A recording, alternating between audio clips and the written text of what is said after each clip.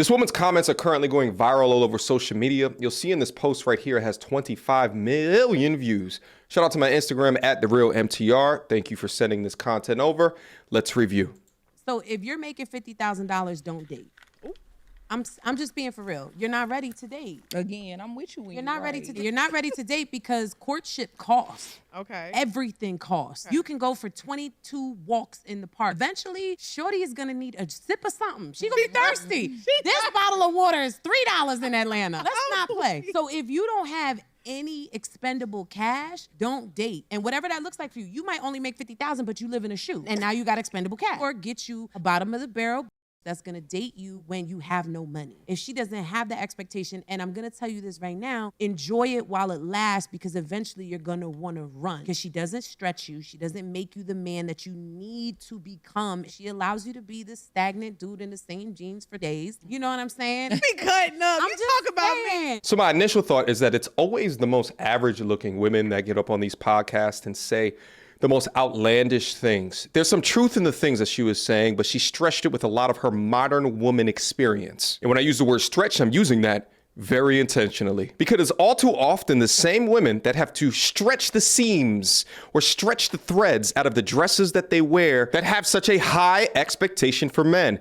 The interesting thing is that if I was to have my own podcast where one of the talking points were derived from the idea that no woman should be over a certain body mass index to be dating, I often find these comments that have heavy expectations on men without looking internally to fix yourself as the most egregious. But let's play it again, because I wanted to go bar for bar. So if you're making $50,000, don't date.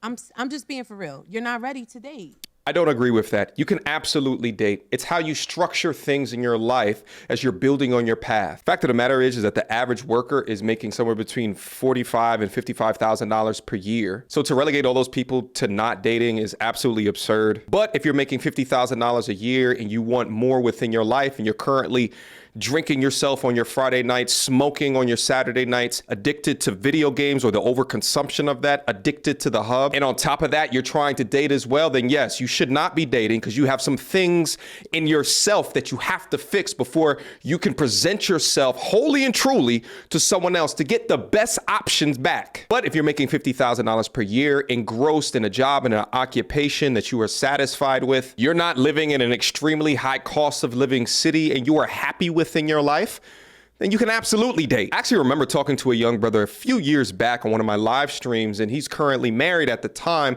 And one of the questions that I asked him is, hey bro, how did you know that she was the right one for you? And his response was something that I will forever remember. And what he said is that, well, she was with me when I was at my lowest point. She stayed true. She rode out with me, and she inspired me to become better. The majority of these women only want you once you cross the finish line, because it's easy to like and or love you when the times are good, whenever they can maximize the squeeze out of you. But oftentimes women like that one are really quick to leave if you were to fall on hard times. Lego.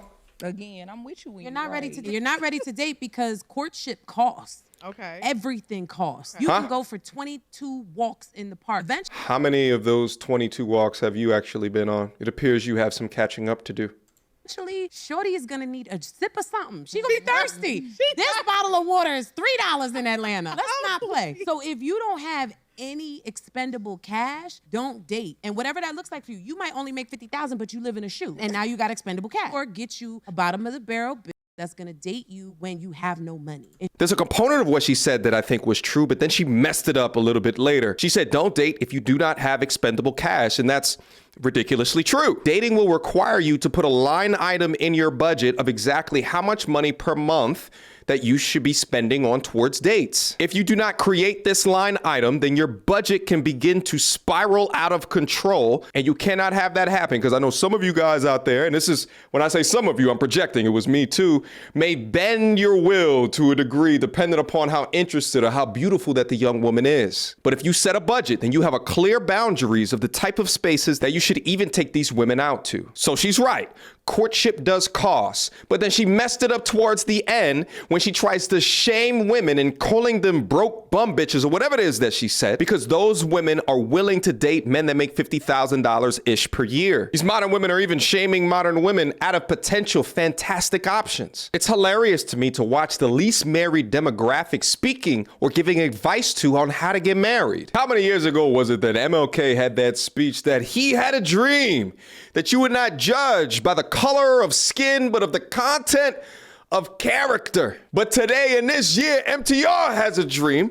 When will you stop judging men by the money in his pocket and on the content of his character? Especially when that's what you want us to do, right? You want us to judge you by the content of the character, even though visually I look at you and I see many skip gym sessions and the inability to control the action of putting food into your mouth. The average American woman is walking around today at 180 pounds. That's 20 pounds off from me, and I am almost 6'3". It's completely absurd at this point. I want you guys to begin to love yourselves a little bit more than what these fast food companies are demonstrating by continuing to market to you. Let's finish up. And I'm going to tell you this right now, enjoy it while it lasts, because eventually you're going to want to run, because she doesn't stretch you. She doesn't make you the man that you need to become. She allows you to be this stagnant dude in the same jeans for days. You know what I'm saying? Be cutting up. I'm You just talk about saying. me. There's a lot of vileness that exists in the way that she describes this, but this is why so many men are getting their passports and going somewhere else. Because, I mean, instead of complaining about the cost of $3 of water in Atlanta, you complain that the men are not amounting up to what inflation has in store for us. And you're also assigning women that get with men that are making $50K a year to being just losers themselves. There's so much wrong in what you're saying, and to think that you're giving people advice is absolutely absurd to me. And truth be told, it actually reminds me that anybody who wants to get on the internet and just create a business, you have the opportunity to be able to do that. Because I believe she's some type of dating coach. There is literally no barrier for entry.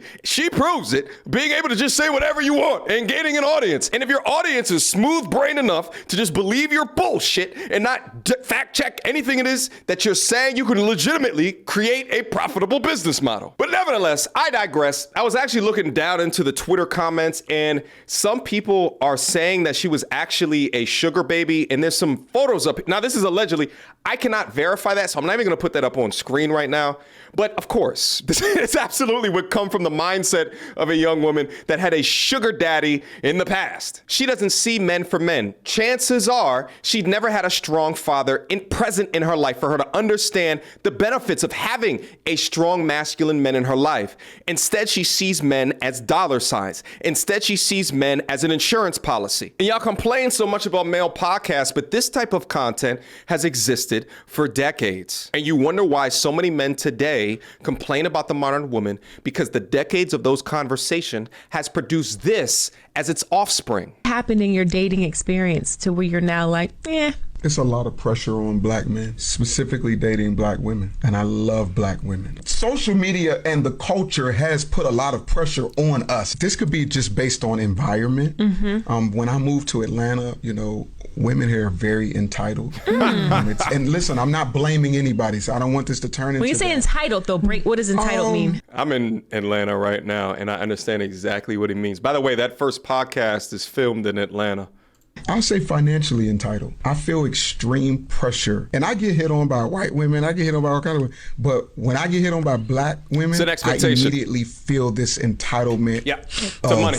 I got to pay for something.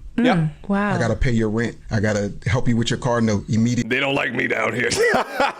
Within 2 weeks. Or I'm just saying what I've experienced. I'm not saying that's every woman. Nowadays, if I take somebody on a date, $400 immediately, and I don't even drink. So if she drink, that's a couple hundred. If the hookah's 45, lamb chops is 50, dessert. So by the time VIP Valet. or valet, I was just getting ready to say valet. So we didn't spend $400 for me to see if you like me. Say that again. Right.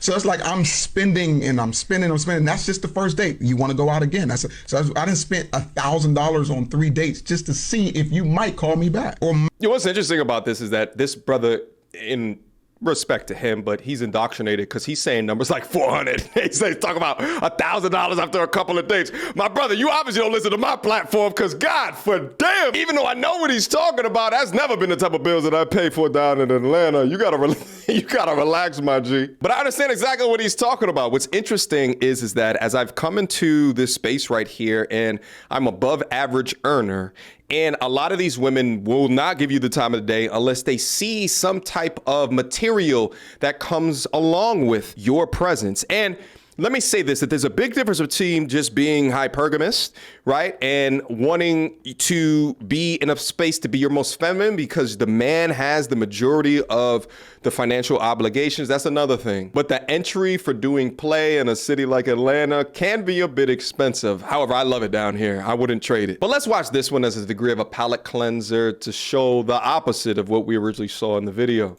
Listen, I get real quiet every time y'all start having them conversations about who gonna pay for what and your man gotta do all of the leg work. Because baby, listen, around here, I'ma pay half the rent and I ain't gonna complain about it.